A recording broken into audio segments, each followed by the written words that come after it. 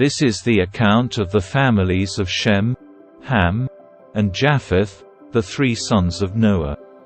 Many children were born to them after the great flood. The descendants of Japheth were Gomer, Magog, Madai, Javan, Tubal, Meshech, and Tiras. The descendants of Gomer were Ashkenaz, Riphath, and Togarmah. The descendants of Javan were Elisha, Tarshish, Kittim, and Rodanim. Their descendants became the seafaring peoples that spread out to various lands, each identified by its own language, clan, and national identity. The descendants of Ham were Cush, Mizraim, Put, and Canaan. The descendants of Cush were Seba, Havilah, Sabta, Rama, and Sabteca. The descendants of Rama were Sheba and Dedan. Cush was also the ancestor of Nimrod, who was the first heroic warrior on earth. Since he was the greatest hunter in the world, his name became proverbial. People would say, "This man is like Nimrod, the greatest hunter in the world." He built his kingdom in the land of Babylonia, with the cities of Babylon, Erech, Akkad, and Calneh.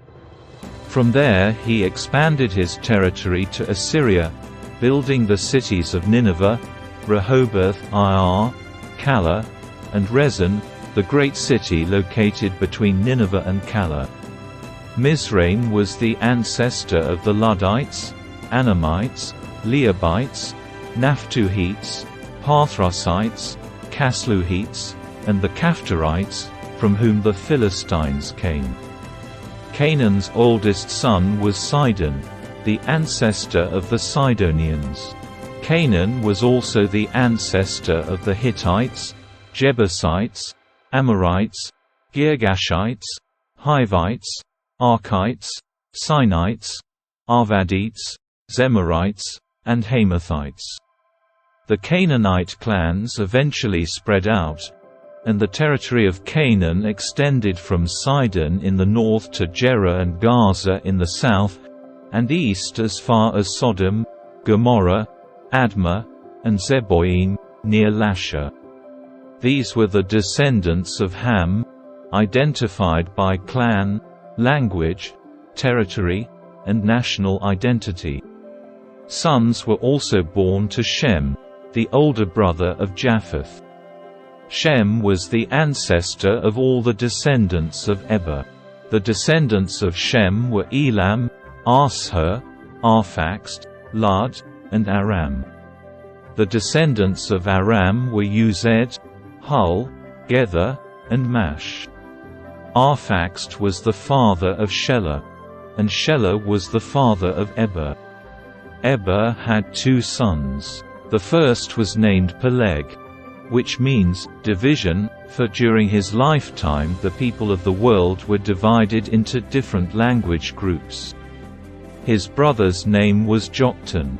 Joktan was the ancestor of Almodad, Shelif, Hazarmaveth, Jerah, Hadoram, Uzal, Dikla, Obal, Abimael, Sheba, Ophir, Havilah, and Jobab. All these were descendants of Joktan. The territory they occupied extended from Mesha all the way to Saphar in the eastern mountains.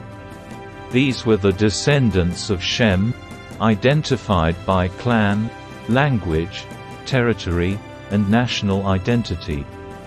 These are the clans that descended from Noah's sons, arranged by nation according to their lines of descent. All the nations of the earth descended from these clans after the Great Flood. At one time all the people of the world spoke the same language and used the same words. As the people migrated to the east, they found a plain in the land of Babylonia and settled there. They began saying to each other, "Let's make bricks and harden them with fire." In this region bricks were used instead of stone, and tar was used for mortar. Then they said, "Come, Let's build a great city for ourselves with a tower that reaches into the sky. This will make us famous and keep us from being scattered all over the world." But the Lord came down to look at the city and the tower the people were building. "Look," he said, "the people are united, and they all speak the same language. After this, nothing they set out to do will be impossible for them. Come, let's go down and confuse the people with different languages. Then they won't be able to understand each other." In that way, the Lord scattered them all over the world, and they stopped building the city. That is why the city was called Babel, because that is where the Lord confused the people with different languages. In this way he scattered them all over the world. This is the account of Shem's family.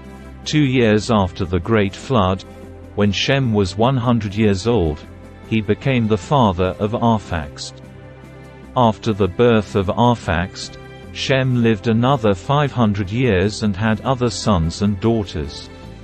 When Arphaxad was 35 years old, he became the father of Shelah. After the birth of Shelah, Arphaxad lived another 403 years and had other sons and daughters.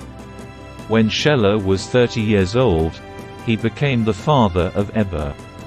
After the birth of Eber, Shelah lived another 403 years and had other sons and daughters. When Eber was 34 years old, he became the father of Peleg. After the birth of Peleg, Eber lived another 430 years and had other sons and daughters. When Peleg was 30 years old, he became the father of Reu. After the birth of Reu, Peleg lived another 209 years and had other sons and daughters. When Reu was 32 years old, he became the father of Serug. After the birth of Serug, Reu lived another 207 years and had other sons and daughters. When Serug was 30 years old, he became the father of Nahor. After the birth of Nahor, Serug lived another 200 years and had other sons and daughters. When Nahor was 29 years old, he became the father of Terah. After the birth of Terah, Nahor lived another 119 years and had other sons and daughters. After Terah was 70 years old, he became the father of Abram, Nahor, and Haran. This is the account of Terah's family. Terah was the father of Abram, Nahor, and Haran was the father of Lot. But Haran died in Ur of the Chaldeans, the land of his birth, while his father, Terah, was still living. Meanwhile, Abram and Nahor both married. The name of Abram's wife was Sarai, and the name of Nahor's wife was Milcah. Milcah and her sister Iscah were daughters of Nahor's brother Haran. But Sarai was unable to become pregnant and had no children.